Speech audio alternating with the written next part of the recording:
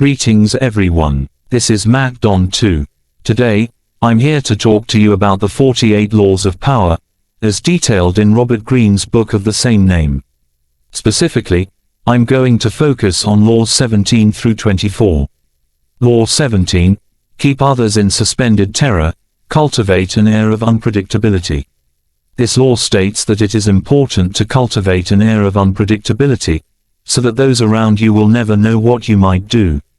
By keeping others in a state of uncertainty, you can keep them off balance and make it harder for them to plot against you.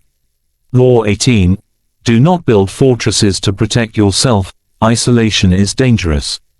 This law warns against relying too heavily on fortresses and other forms of isolation to protect yourself. While it may seem like a safe bet to remain isolated in order to protect yourself, it can also leave you vulnerable to attack and make it harder to respond when needed. Law 19, know who you're dealing with, do not offend the wrong person. This law advises that it is important to know who you are dealing with.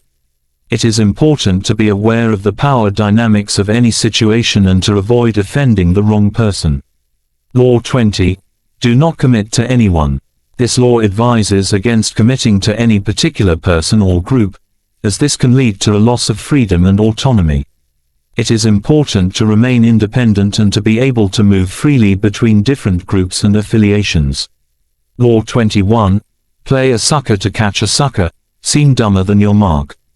This law advises that it is sometimes necessary to play a sucker in order to catch a bigger fish. You can sometimes gain information or other advantages by pretending to be less knowledgeable than you actually are. Law 22, use the surrender tactic, transform weakness into power. This law advises that it is sometimes advantageous to surrender in order to gain an advantage. By appearing to be weaker than you actually are, you can sometimes gain the upper hand in a negotiation or other situation. Law 23, concentrate your forces, put all your eggs in one basket. This law advises that it is important to focus your efforts on a single goal or task.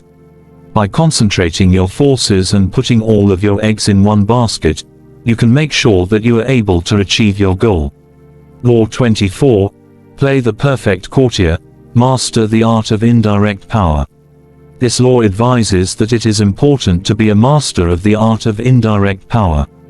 By working behind the scenes and playing the perfect courtier, you can often gain influence without appearing to be too powerful.